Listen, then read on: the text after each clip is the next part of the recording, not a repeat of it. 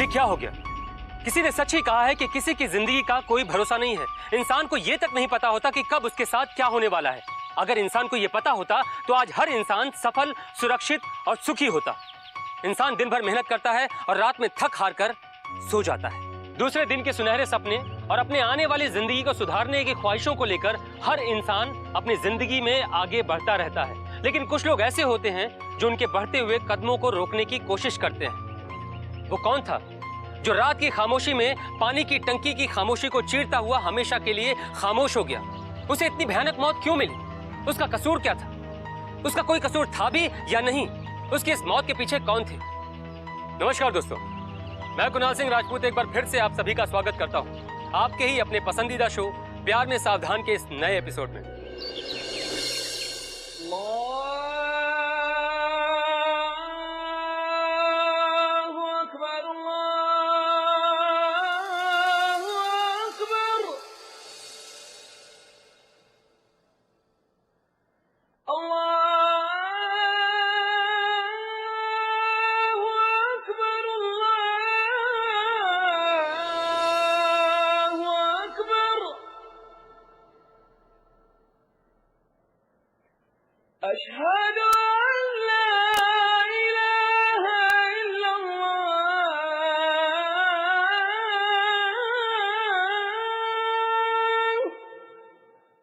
सलाम वालेकुम अम्मी जी। वालेकुम सलाम। आप सबके लिए अजमेरी भुर्जी और पराठे लेकर आई हूँ अम्मी जान। अरे इसकी क्या जरूरत थी? जरूरत है, वरना लोग क्या कहेंगे। 4 कदम पे सास रहती है और बहू को देखिए 4 निवाले तक नाश्ते के नहीं बनवा पाती। आपा जान और दामाद जी कहाँ हैं? वो तो हरी मस्जिद गए हैं। और मेरा बेटा कलीम कहाँ पर है? वो तो उनकी छुट्टियां खत्म हो गई तो वापस विदेश लौट गए। हाय अल्लाह, मेरे से बिना मिले चला गया। मेरे से कम से कम मिल के तो जाता। मैं तो अम्मी हूँ ना उसके। मैंने उन्हें समझाया अम्मी जान, लेकिन वो कहने लगे रात बहुत हो चुकी है, कच्ची नींद से जगना वाजिब नहीं। अब मैं चलती हूँ अम्मी जान, खुदा हाफिज। खुदा हाफिज।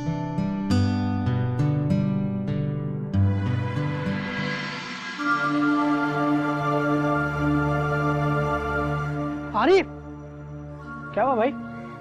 जल्दी आओ यार, ये देखो बदबू आ रही है यार। हाँ यार, क्या भयानक बदबू। मुझे तो लगता है इसी टंकी सारी भाई। लगता है सड़ी विलास की बदबू आ रही है। लगता है पुलिस को बुलाना पड़ेगा। फोन लगाओ क्या? लगा फोन लगा यार, पुलिस को बुला लो।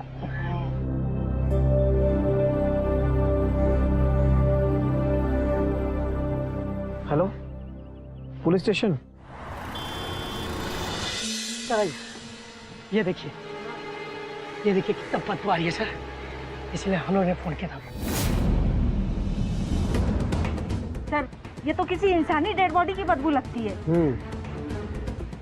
ढक्कन उठाओ इसका। अरे मदद करो इसकी।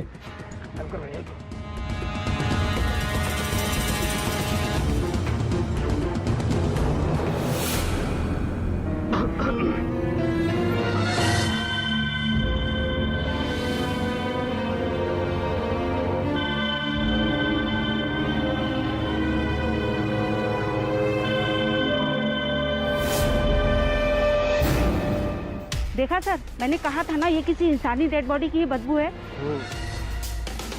तुम में से कोई जानता है इसे? हाँ सर, ये तो कलीम है। 2-4 दिन पहले ही विदेश से लौटा है सर।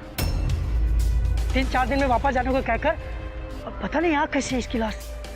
कोई है इसके घर में? हाँ सर, इसकी बीवी को मैं जानता। बुलाओ। ठीक है, मैं बुलाता हूँ।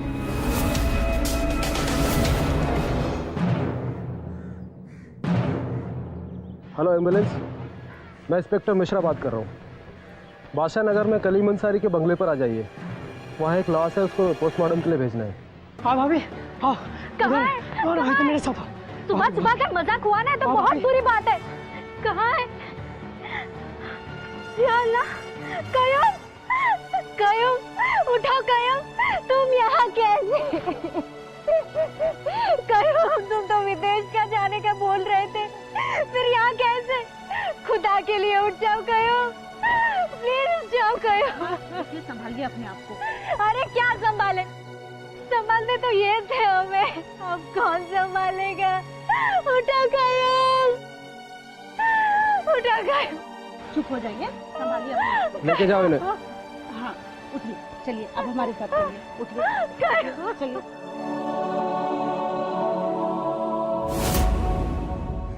एम्बुलेंस आ रही है, डेड बॉडी को पोस्टमार्टम के लिए भेजो।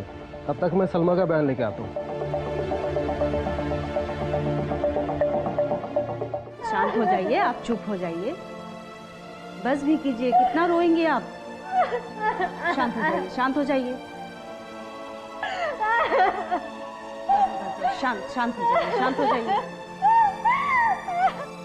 देखिए सलमा जी, पुलिस के सामने रोने से आपके पति के कातिल पकड़े तो नहीं जाएंगे, और हो सकता है कि उन्हें इंसाफ भी ना मिले या उनके गुनाहगार पकड़े भी ना जाए। पर अगर आप चाहें तो उन्हें सब कुछ मिल सकता है। अभी आप रोते हुए कह रही थी कि आपके पति विदेश जाने के लिए निकले थे। हाँ, 1 हफ्ते पहले वो विदेश से लौटे थे।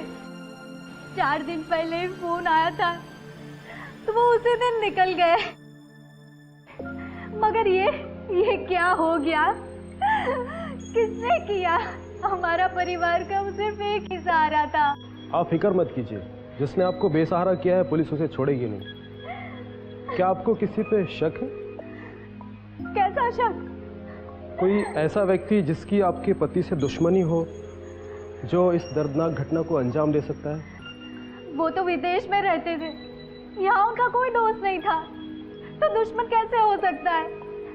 जो भी दोस्त दुश्मन थे उनके अपने थे, जैसे ये शरीफ मियाँ। शरीफ मियाँ? ये कौन है? वो मेरे नंदोई हैं। मेरे पति विदेश रहते थे तो उनसे जरा हंसी मजाक कर लेती थी, लेकिन उन्होंने इस बात को गलत समझ लिया। एक दिन उन्होंने मेरे साथ जबरदस्ती करने की कोशिश की।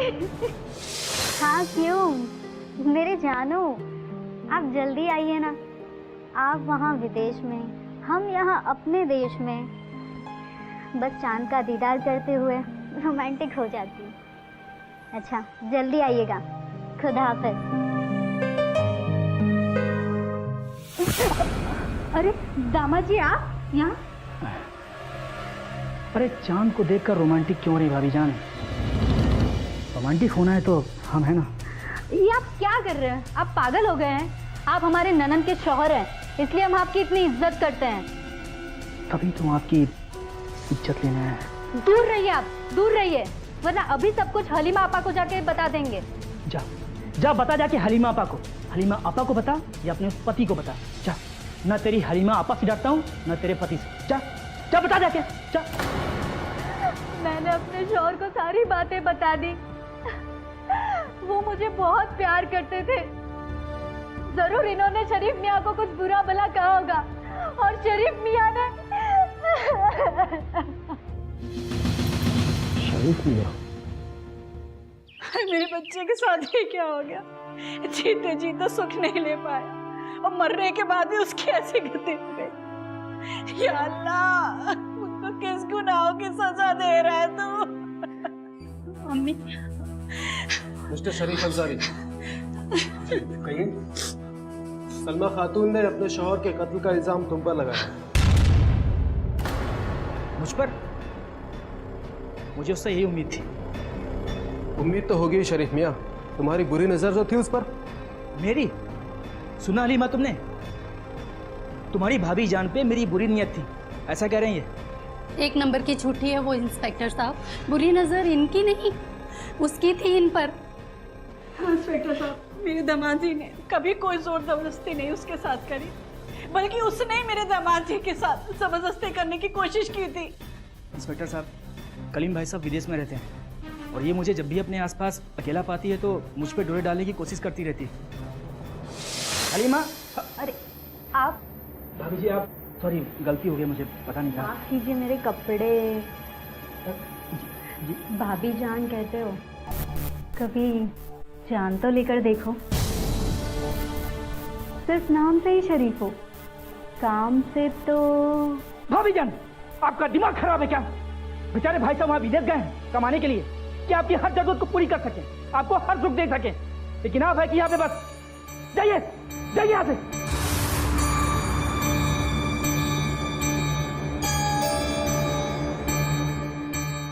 क्या हुआ सदी? अरे तुम्हारी भाभी जान हमेशा मुझ पर डोरे डालती है, हमेशा। क्या? बहुत गंदी नीयत है उसकी, नजर रखो उस पे। मेरी जगह कोई और होता ना तो ठीक।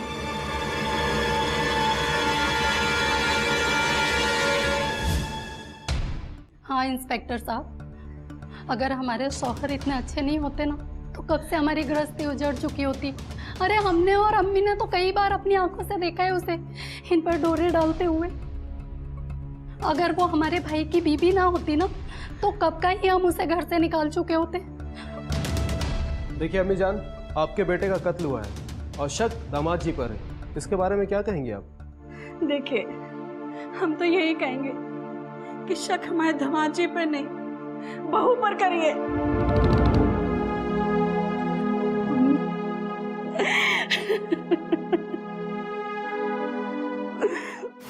मुझे पता था इंस्पेक्टर साहब यही बात होगी।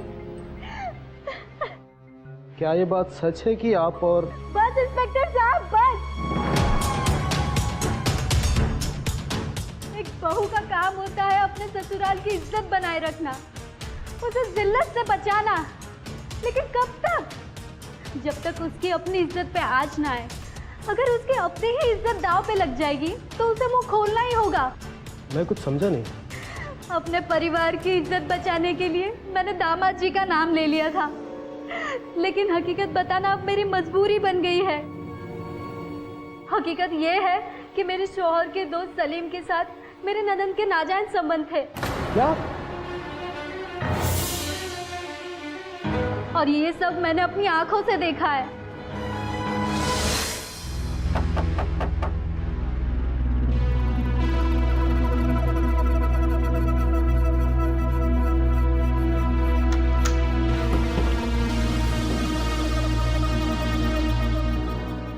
आ गए तुम?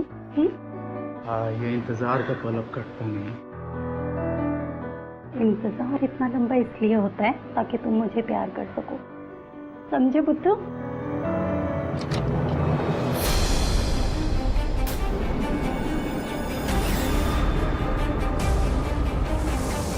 क्या चल रहा है ये सब? शर्म नहीं आती कलीमा तुम्हें? शादीशुदा होकर पराये मर्द के साथ ये सब करते हुए। और सलीम, तुम अपने ही दोस्त की बहन के साथ ये सब करते तुम्हें शर्म नहीं आती? अरे सलीम तुम पे कितना भरोसा करता है और उसी भरोसे का तुम खून कर रहे हो।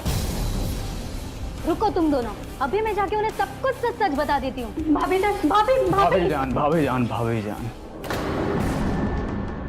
जान, मैं भरोसे का ही नहीं, मैं तो उसका भी कत्ल कर दूंगा।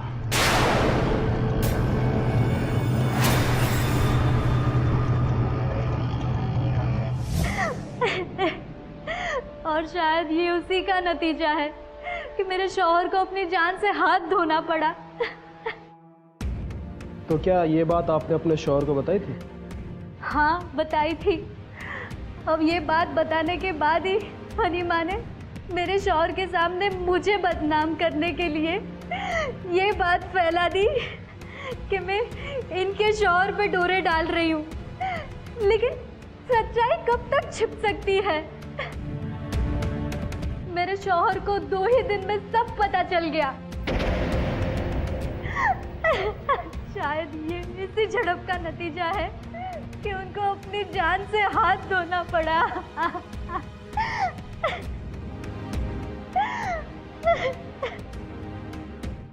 अजीब कंफ्यूजन है, कुछ समझ नहीं आ रहा है किसका किससे संबंध था, किसका किससे संबंध है।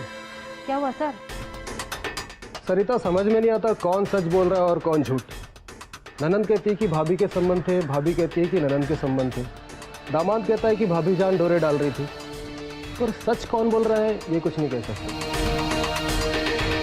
और जो सच बोल सकता था वो इस दुनिया में है नहीं, और जो इस दुनिया में है वो सच बोल नहीं रहे, वो एक दूसरे पे इल्ज़ाम लगा रहे हैं। सर आपको क्या लगता है इन सब में से कौन सच बोल रहा है? सरिता, अभी कुछ कहा नहीं जा सकता, अब तो पोस्टमार्टम की रिपोर्ट आने के बाद ही पता चलेगा। और वैसे भी सबके बयान तो हम ले चुके हैं, एक सलीम ही बाकी है। जब तक पोस्टमार्टम की रिपोर्ट आए उससे पहले एक बार सलीम से मुलाकात कर ली जाए। जी सर। चलो। इस केस में क्या हो रहा था पुलिस को भी समझ में नहीं आ रहा था। किसकी किस पर बुरी नजर थी, कौन किसे चाहता था, कौन किसे नहीं चाहता था, कौन किसे अपना समझता था और कौन किसे पराया। दोस्तों, पुलिस जिससे भी मिलती थी उसे वही शरीफ नजर आता था और दूसरा कातिल। लेकिन ये तब तक ही होता था जब तक पुलिस किसी दूसरे से नहीं मिल लेती थी। दूसरे से मिलने के बाद वही ढाक के 3 पात। पुलिस को वो शरीफ लगने लगता और अब तक पुलिस जिससे मिलकर आई वो उसे गुनहगार लगने लगता। पुलिस पूरी तरीके से कंफ्यूज हो चुकी थी। उसे ये समझ में नहीं आ रहा था कि गुनहगार है तो कौन है, वो सजा दे भी तो किसे दे।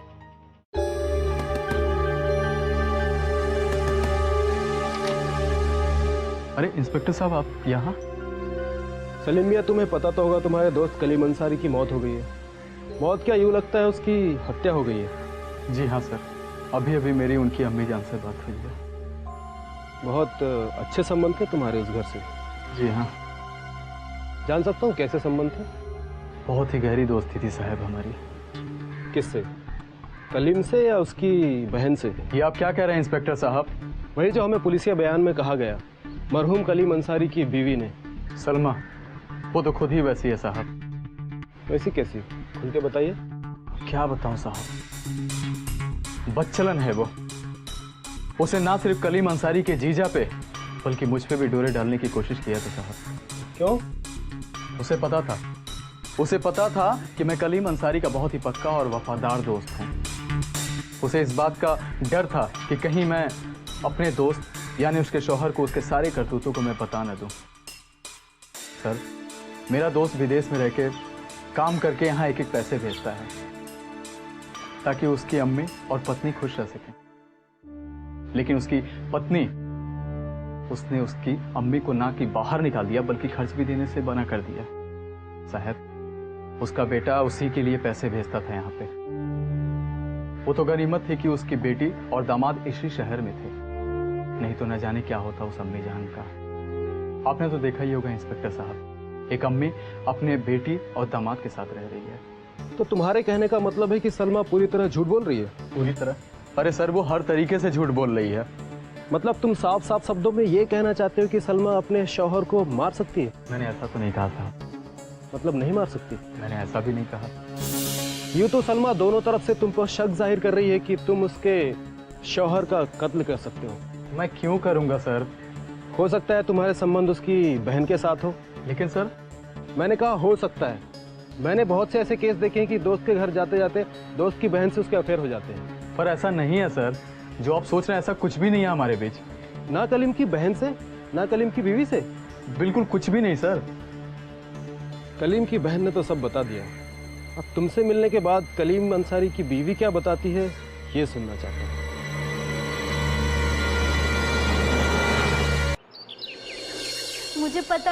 मुझे पता था इंस्पेक्टर साहब यही होगा।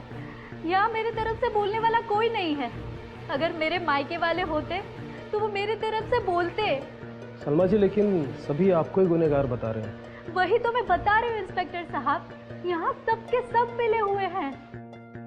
मैं ठहरी अकेली जान, ना यहाँ मेरे मायके तरफ से कोई है ना मेरे ससुराल के तरफ से। कोई मुझे चैन से जीने नहीं देता। मेरे शौहर विदेश से पैसा कमाकर यहाँ भेजते थे और उसमें मेरी सास और ननंद हिस्सा बांटने आ जाती थी। सास का तो हक बनता है, लेकिन ननंद वो भी पैसे मांगने आ जाती थी। मैंने अपने शौहर को समझाया कि आपकी बहन की शादी अब हो चुकी है, अब उनका खर्च चलाना उनके शौहर का काम है। ये सुनकर वो मुझ पे ही भड़क गई। तब से आज तक उसने मुझसे बात नहीं की और आज भाई मर गया है तो आज अपना हक जताने आ गई।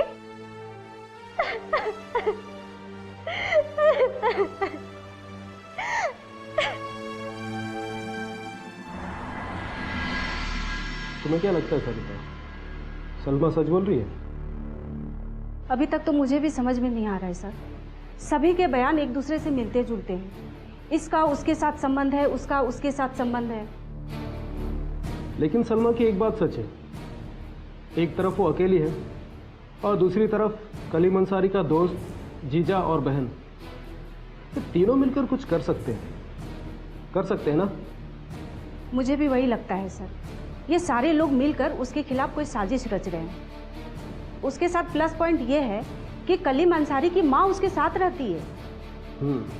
और अक्सर समाज में लोगों का इमोशन माँ और बेटी के साथ ही होता है। वही तो सर, इन सब ने मिलकर इनका बहुत फायदा उठाया है और बड़ी चालाकी से कलीम का मर्डर का इल्जाम सलमा के ऊपर लगा रहे हैं। एक काम करो, तीनों को पुलिस स्टेशन ले आओ। आगे की सच्चाई वो यहीं बयान करेंगे।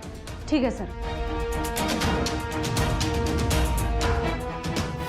उन तीनों को लाकर पुलिस ने लॉकअप में डाल दिया, लेकिन अभी भी तीनों का यही कहना है कि गुनाह उन्होंने नहीं किया है। अब पुलिस क्या करेगी? क्या वो बारी बारी अब तीनों के अलग अलग बयान लेगी? क्या वो तीनों पर अलग अलग नजर रखेगी, या फिर उनसे गुनाह कबूल कराने के लिए उन पर पुलिसिया हथकंडे अपनाएगी? पुलिस को कुछ भी समझ में नहीं आ रहा था कि आखिर वो करे तो क्या करे।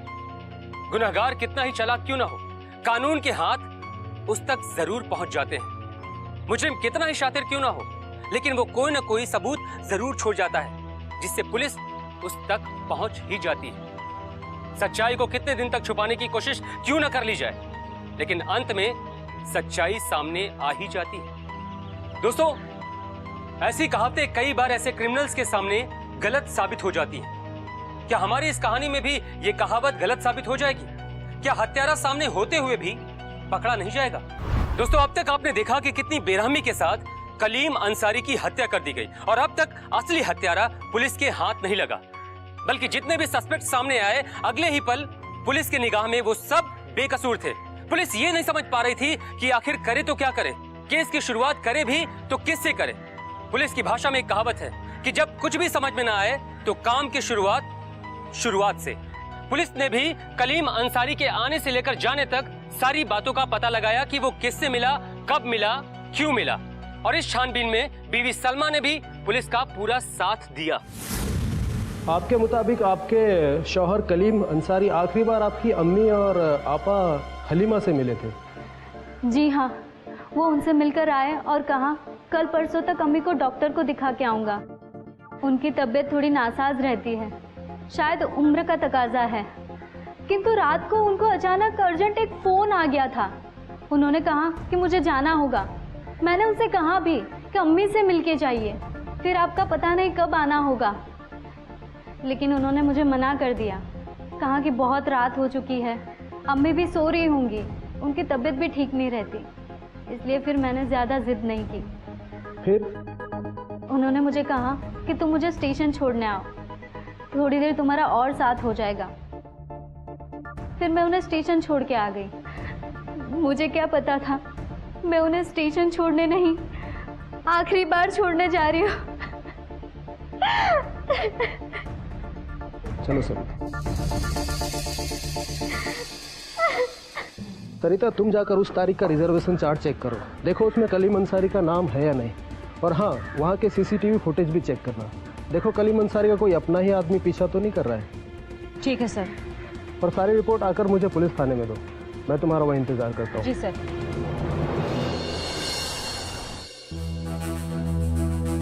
सर, आपके कहने के मुताबिक मैंने रिजर्वेशन चार्ट चेक किया, कलीम अंसारी का नाम कहीं भी नहीं है।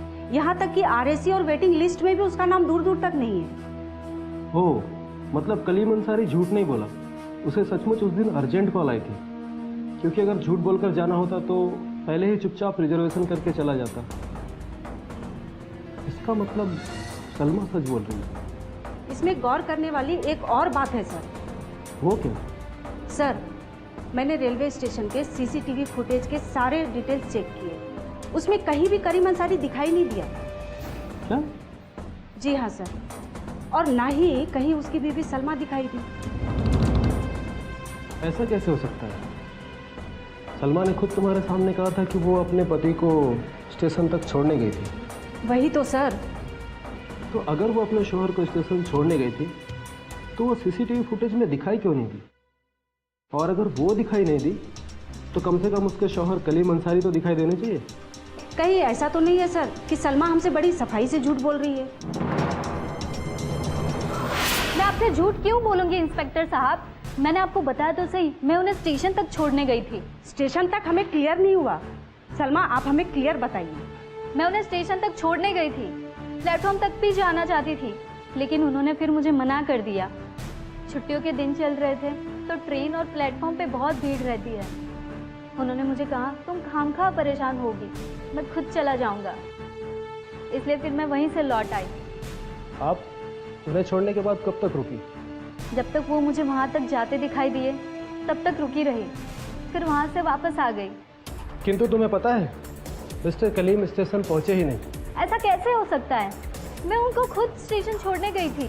तुम स्टेशन नहीं, उन्हें स्टेशन तक छोड़कर आई थी। तुम्ही ने कहा कि तुम उन्हें तब तक देख रही थी जब वो स्टेशन की तरफ मुड़ने गया। मुड़ने के बाद वो कहाँ गया? कहीं और? कहीं और कहाँ इंस्पेक्टर साहब? कहीं ऐसा तो नहीं कि स्टेशन तक पहुंचने से पहले किसी ने उनका किडनैप कर लिया? और किसने? उनके दोस्त सलीम, बहन हलीमा या उनके शौहर शरीफ मियाँ, या फिर कोई और? कोई और तो कौन? एक मिनट सही, थोड़ा पीछे करना। ये लोग कौन? सर, ये तो कलीम का दोस्त सलीम और दामाद शरीफ मियाँ है। यस। ये दोनों स्टेशन के पास क्या कर रहे हैं? सलमा की बात सच लगती है सर। कलीम के मर्डर के पीछे इन लोगों का ही हाथ है। जरूर उसके जीजा और उसकी बहन के आशिक ने मिलकर कलीम अंसारी की हत्या की होगी और लाश को उन्हीं के घर के पानी के टंकी में डाल दिया ताकि सलमा फंस जाए। अब सीधे तरीके से बात करने का टाइम खत्म हो गया।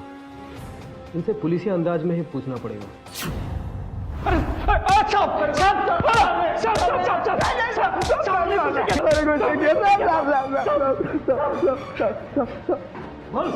साहब, हमने कितनी बार कहा आपसे कि कलीम की हत्या हम दोनों ने नहीं की साहब। तो तुम दोनों का हाथ होगा इसमें? हम दोनों का हाथ नहीं है सर, यही तो हम बताना चाहते हैं आपको। तो तुमने हमसे ये बात क्यों छुपाई कि जिस रात कलीम अंसारी की हत्या हुई थी उस रात तुम उसके पीछे स्टेशन तक गए थे? ये आपसे किसने कहा? किसने कहा ये बताना जरूरी नहीं है। तुम्हारा ये बताना जरूरी है कि तुमने ये बात हमसे छुपाई क्यों? सर ये बात हमने इसलिए आपको नहीं बताई क्योंकि हमें ज़रूरत नहीं लगा कि हम आपको बताएं, और आपने ऐसा कुछ हमसे पूछा भी नहीं कि हम आपको जो है बताएं, हमें याद आए। साहब, स्टेशन तक रोज आना जाना हमारे लिए एक नॉर्मल सी बात है। नॉर्मल सी बात है? जी हाँ साहब, रोज़ रात को खाना खाने के बाद हम टहलने चले आते हैं स्टेशन, और ये हमारी बचपन की आदत है। जब हम पढ़ा करते थे तो हमें नींद आती थी, तो इसी बहाने हम स्टेशन चले आते थे घूमने के लिए। ये आज बड़े होने के बाद भी हमारी वही आदत कायम है। और उसी समय क्यों जब कलीम अंसारी के ट्रेन का टाइम हुआ था? वो तो हमारे भाईजान ने हमें कॉल करके बुलाया था सर। कलीम ने फ़ोन करके बुलाया था? जी हाँ जी साहब, उन्होंने फ़ोन किया और बोला कि तुम लोग टहलते हुए यहाँ आ जाओ, मैं भी वहाँ घूमने आया हूँ, तो हम लोग चले गए। हमें लगा भाईजान का कुछ झगड़ा या लफड़ा हो गया होगा, इसलिए हम चले गए थे। और जब हम वहाँ पहुँचे तो देखा वो हमें कहीं दिखा ही नहीं। फिर हमें लगा कि शायद वो घर चला गया होगा, तो हम लोग फिर चले गए। फिर अगले दिन सुबह जब घर पहुँचे तो सलमा रोज़ की तरह अम्मी को नाश्ता देने आई, तो फिर पता चला कि वो विदेश लौट गया है। तब भी हमें यही लगा कि शायद गुस्से में होंगे, इसलिए अपनी अम्मी जान से मिलकर नहीं गए। तुम्हारी इस बात में कितनी सच्चाई है? ऑफिसर साहब, तुम दोनों जानते हो ना, सच्चाई पता करते हुए मुझे ज़्यादा टाइम नहीं लगता। अगर इसमें से एक बात भी झूठ निकली, तुम दोनों यहाँ से सलामत वापस नहीं जाओगे। हम दोनों सच कह रहे हैं साहब, बोल रहे हैं साहब। हमने कुछ नहीं किया साहब। सरिता, इन दोनों की और कलीम अंसारी की कॉल डिटेल निकालो और पता करो कि कलीम अंसारी ने सचमुच इन्हें उस दिन कॉल किया था या नहीं। सर कलीम भाई ने अपने नंबर से नहीं बल्कि किसी और नंबर से हमें फ़ोन किया था साहब। सर से कॉल किया था सर, नहीं बोल रहा हूँ सर। तो तुमने हमसे ये बात छुपाई क्यों? साहब, अगर हमें पहले पता होता कि बाद में नंबर का लफड़ा होगा तो मुझसे पहले पूछ लेते कि उसने अपने नंबर से कॉल क्यों नहीं किया हमें, इसलिए बस। सच बोल रहे हैं साहब, हम झूठ नहीं बोलते साहब। सरिता, जब तक इन दोनों की कॉल डिटेल नहीं आ जाती तब तक पड़े रहने दो इन दोनों को यहाँ पर। और हाँ, सुन लो तुम दोनों, अगर जो याद करना है याद कर लो, क्योंकि सलमा के बयान के बाद अगर तुमने ये कहा कि हम ये बात भूल गए थे, वो बात भूल गए थे, तो तुम्हारी बात और तुम्हारी ज़िंदगी दोनों ख़त्म। सरिता, मैं सलमा से मिलकर आता हूँ।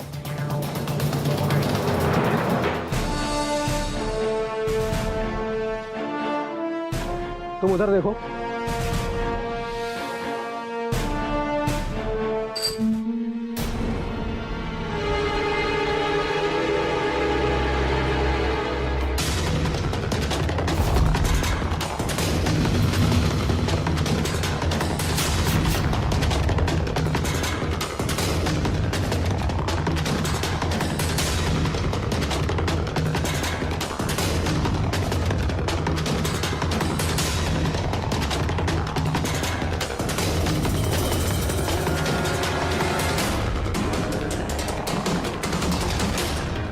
इसका मतलब ये है कि किसी भारी भरकम चीज को यहाँ से नीचे फेंका गया है। ऐसा तो नहीं कि कलीम अंसारी की लाश को यहाँ से पानी के टैंक में फेंका गया है?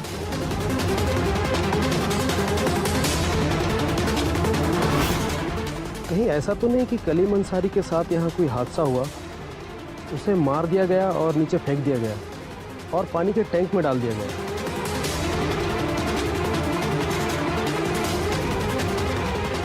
हेलो सरिता, सलीम और शरीफ के साथ साथ कलीम अंसारी की भी कॉल डिटेल निकालो। पता करो कि उसे अर्जेंट कॉल कहाँ से आया था और क्यों आया था। दोस्तों, अब तक पुलिस को ऐसा लग रहा था कि कलीम अंसारी की लाश को कहीं बाहर से लाकर पानी की टंकी में फेंका गया है, लेकिन टेरेस पर लगे लैंप के टुकड़े को देखने के बाद पुलिस को यह शक होने लगा कि नहीं, ये लाश बाहर से नहीं बल्कि टेरेस पर से ही पानी की टंकी में फेंका गया है। दोस्तों, इस केस में आया ये नया मोड़। क्या पुलिस को असली कातिल तक ले जाएगा या नहीं, और ले जाएगा तो कैसे? कौन है असली कातिल? आखिर किसने किया है कत्ल? आइए देखते हैं। सर ये लीजिए, सलीम, शरीफ मियाँ और कलीम अंसारी के कॉल डिटेल।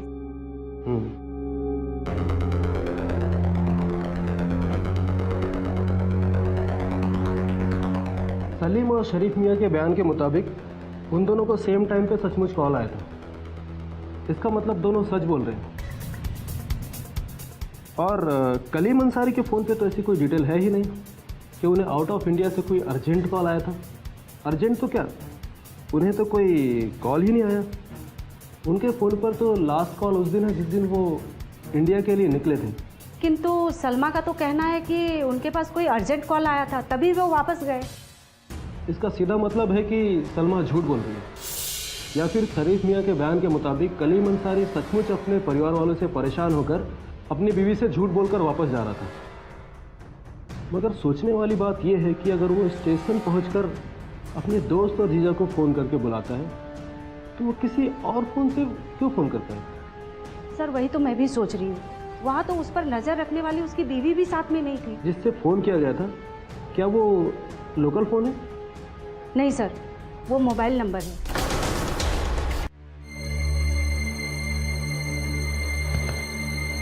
हाँ, बाद में बात करता हूँ। क्या हुआ इंस्पेक्टर, ऊपर वालों तक माल पहुँच तो गया है, तो तुझे यहाँ आने की ज़रूरत क्यों पड़ी? ऊपर वाले को रिश्वत खिलाकर गुनाह करेगा तो क्या समझता है हम जैसे नीचे के ऑफिसर छोड़ देंगे तुझे? क्या मतलब? चल, तेरे साथी का पता चल गया है, तू भी चल। बोलना क्या चाहता है? साफ साफ बोलना। साफ साफ बोलूं? मुझे क्या तेरे रिश्वतखोर ऑफिसर जैसा समझा है? इंस्पेक्टर मिश्रा नाम है मेरा। You are under arrest for Kaleem Ansari murder case. Arrest him. अरे सर, लेकिन मेरी बात सुनिए। आप सुनना कहना सब यहाँ से निकलने के बाद। ले चलो इसे। अरे सर, मैंने कुछ नहीं किया सर, मेरी बात तो सुनिए सर।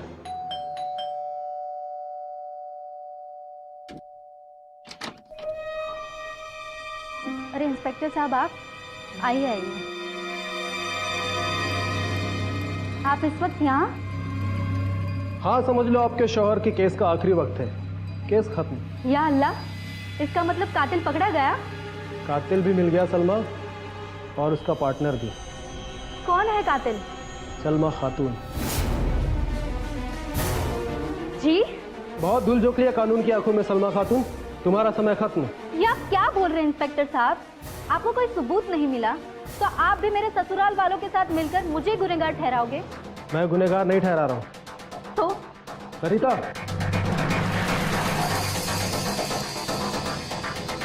गुनहगार तुम्हें ये ठहरा रहा है।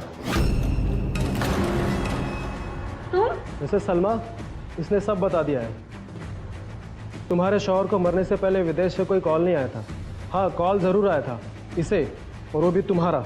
ये आप कैसे कह सकते हैं? तुम्हारे शौहर के मरने के पहले जिस नंबर पर तुमने कॉल किया था, शौहर के मरने के बाद उसी नंबर से कलीम अंसारी ने सलीम और शरीफ मियाँ को कॉल करके ये कहा कि वो स्टेशन पहुँच गया है, तुम भी यहाँ आ जाओ।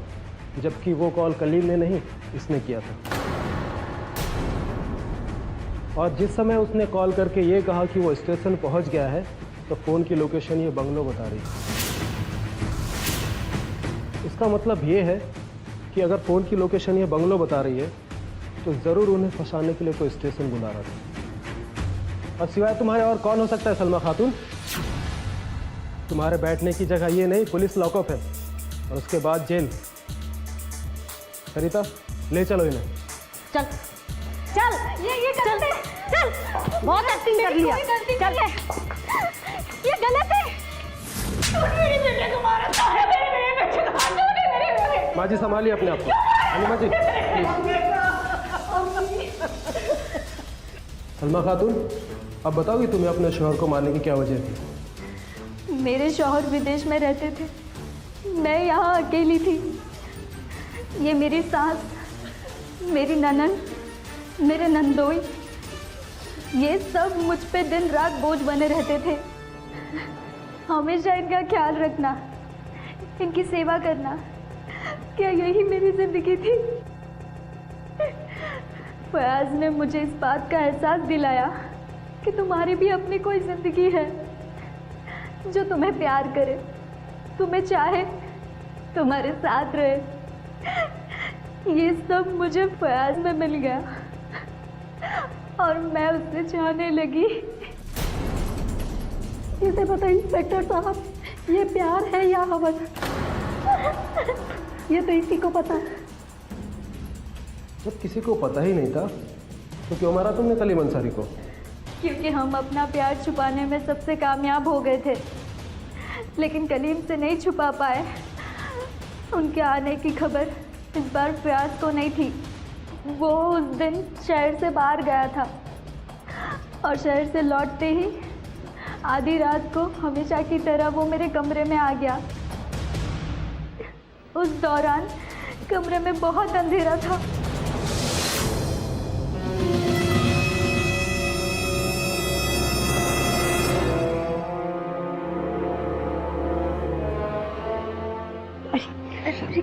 क्या करूं?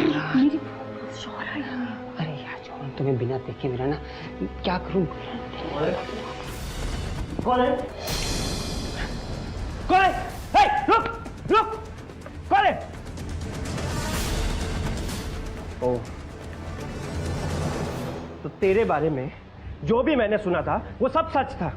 मैं विदेश में दिन रात एक करके पाई पाई जोड़ के तुझे भेजता हूँ ताकि तू खुश रहे, मेरी मम्मी मेरी बहन खुश रहे, तू उन्हें प्यार करे। मगर तू प्यार नहीं, तू तो अपनी हवस पूरी कर रही है।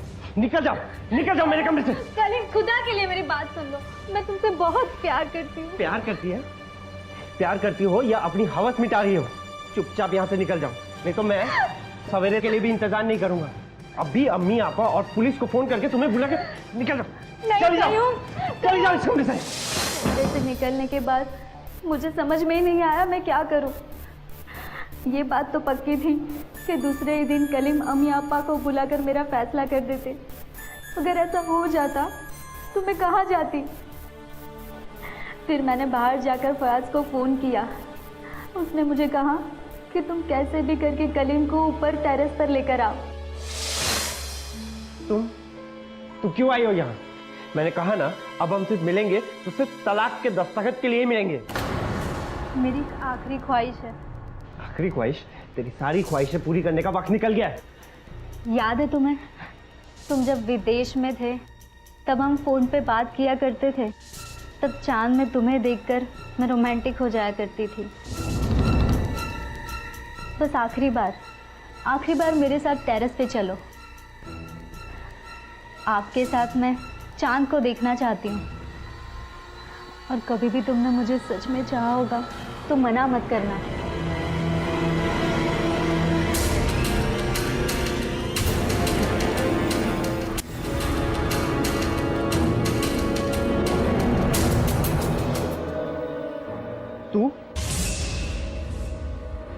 तू यहाँ? देख कलीम, उससे गुस्से में बात मत करना। तू क्या, पूरा शहर जानता है कि अगर मुझे गुस्सा आया तो। ओह, तो ये है तेरा चांद? हाँ हाँ, यही है मेरा चांद। इसी में देख के मैं आपको याद किया करती थी। देख, तुझे इसे तलाक देना है तो दे दे, पर ये तुझे बंगला नहीं देगी। ओह, तो ये बात तेरे को पता भी चल गई? तो तलाक दे के इसे चला जाएगा। कम से कम इस बंगले के किराए से ही था ना? ये बंगला मैंने तेरे अय्याशी के लिए नहीं बनाया। ये बंगला मैंने मेरे लिए, मेरी अम्मी और आपा के लिए बनाया। तो इसके नाम क्यों किया था? बात तो घूम फिर के वहीं आ गई ना, प्यार या हवस के लिए। वैसे भी तो हम दोनों का रिश्ता भी तो इससे इसीलिए है ना।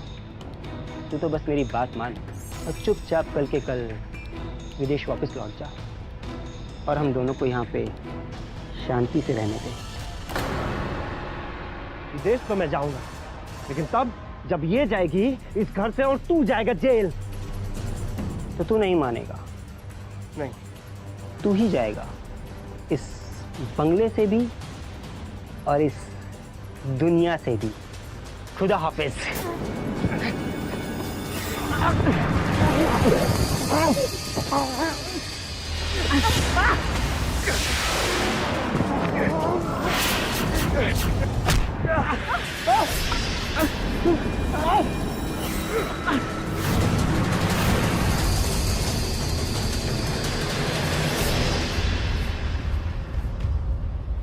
या अल्लाह, ये तो मर गया।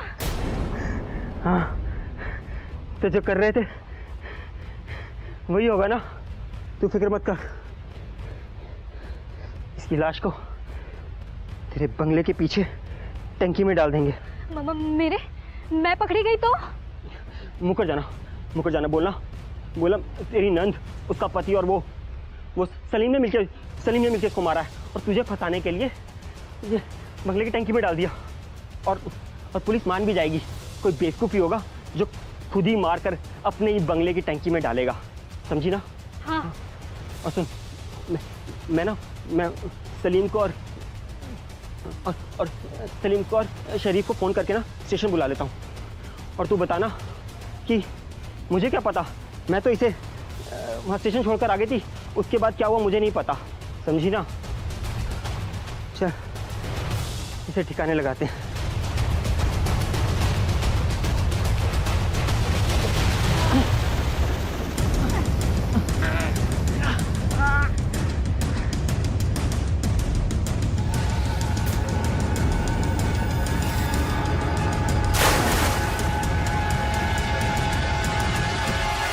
दोस्तों, कितना अजीब केस था ये।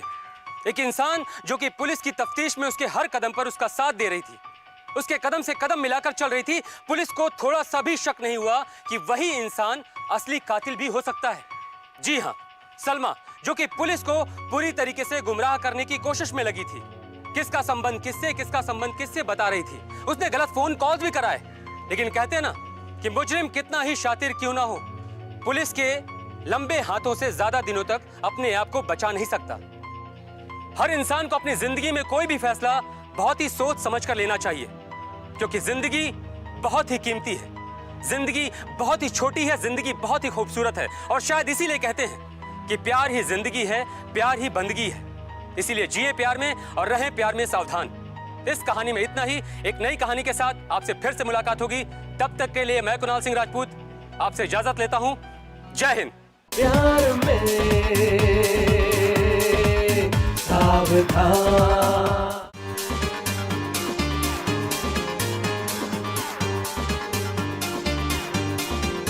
उम्र देखे नहीं, जात पूछे नहीं, प्यार में फिर भी है मुश्किलें नित नहीं। हो गए कुछ बार, कुछ हुए कत्लेआम, प्यार में सावधान।